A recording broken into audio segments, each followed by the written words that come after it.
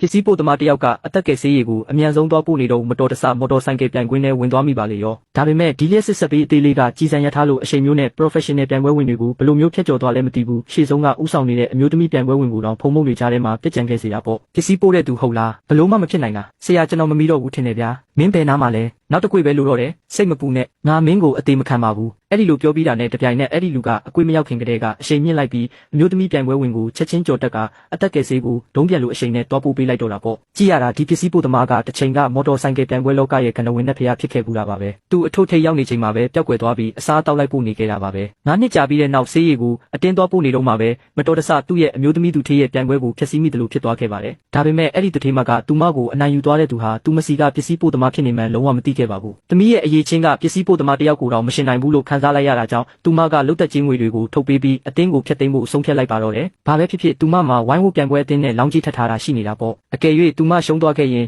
လျှက်စီးပြိုင်ပွဲအတင်းကသူတို့လက်ထဲရောက်သွားမှာဖြစ်ပါတယ်သူတို့လက်ထဲအပ်လိုက်ရမယ့်အစားအတင်းကိုဖျက်သိမ်းလိုက်တာကမှပိုကောင်းမယ်လေဆိုင်ကယ်သမားကလည်းဒီပြဿနာတွေထဲကြားညက်မခံချင်တာကြောင့်ပတ်စံကိုယူပြီးထွက်သွားဖို့အဆင်သင့်ဖြစ်နေခဲ့တာပေါ့ဝိုင်းဝန်းပြိုင်ပွဲအတင်းကရုတ်တရက်ရောက်လာပြီးသူတို့ရဲ့9ချိန်တိုင်ချန်ပီယံရဲ့တားဖြစ်သူဆွန်ကိုထုတ်ကြွားကအကယ်၍လျှက်စီးအတင်းက3ချီမှာတစ်ချီပဲနိုင်ရင်တော့လျှက်စီးအတင်းနိုင်တယ်လို့သတ်မှတ်ပေးမယ်ဆိုပြီးမာနတစ်ထောင်နဲ့လာကြေညာပါတော့တယ်အဲ့ဒီလို Ransus ကားတွေကိုကြားရတော့လျှက်စီးပြိုင်ပွဲအတင်းကစိတ်ဆက်တဲ့လူတစ်ယောက်ကဆွန်အနေနဲ့သူ့ရဲ့ဆိုင်ကယ်နောက်မီးကိုတော့မြင်ရမှာမဟုတ်ဘူးလို့ဒေါသတကြီးပြန်ပတ်လိုက်တာပေါ့ဒါပေမဲ့ပြိုင်ပွဲစားတာနဲ့တပြိုင်နက်ပစ္စည်းပို့သမားကအင်ဂျင်တန်ကိုကြားယုံတဲ့တင်တစ်ခုခုမှားယွင်းနေပြီဆိုတာသိလိုက်ရပါတယ်အဲ့ဒီစိတ်ဆက်တဲ့သူ့ရဲ့ဆိုင်ကယ်ကရုံအားတော့ရှိပေမဲ့ဆိုင်ကယ်ကောင်းကအရန်လေးနေပြီးဘယ်ဘက်ဘရိတ်ကလည်းအရန်တင်းနေခဲ့တာပါဒါကြောင့်ကွေတိုင်းမှာသူကဆိုင်ကယ်ကိုအတင်းဆောင်ပြီးကွေနေရတာပေါ့နောက်တစ်ကွေကြရင်ဆွန်ကလေစီးချောင်းကိုတုံးပြီးသူ့ကိုနှောက်ယှက်ကလဲကျသွားအောင်လုပ်တော့မှာဖြစ်ပါတယ်ဒါပေမဲ့အဲ့ဒီစိတ်ဆက်တဲ့သူကစကားကိုနားမထောင်ခဲ့ပါဘူးနောက်ဆုံးတော့မှောက်သွားတာပေါ့မင်းလိုပစ္စည်းပို့သမားကများငါ့ကိုဆိုင်ကယ်မောင်းနဲ့လာတင်ပေးနေတာလားသွားစမ်းပါငါသာဆိုင်ကယ်မောက်သွားရင်မင်းရဲ့မျိုးရိုးနာမည်ကိုပြောင်းပြစ်မယ်သူစကားတော်မဆုံးသေးခင်မှာတင်ပစ္စည်းပို့သမားခံမှန်းထားခဲ့တဲ့အတိုင်းကွက်တိဖြစ်သွားပါတော့တယ်ဆွန်ကအ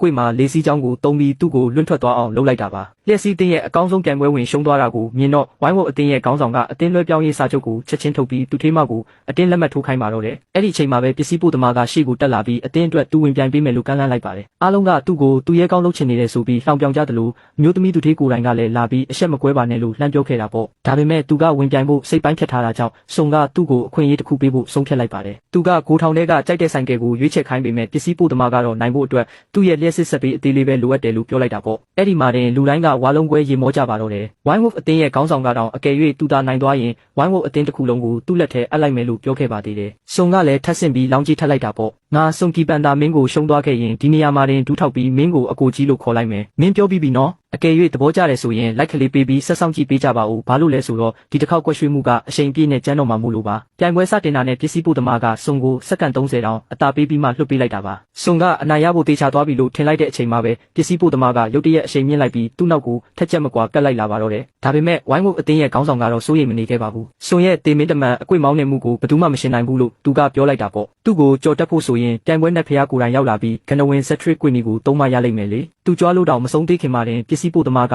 ဆက်ထရစ်ကွေနီကိုသုံးပြီးသူ့ကိုမျက်စိတမိတ်အတွင်းကြော်တက်သွားပါတော့တယ်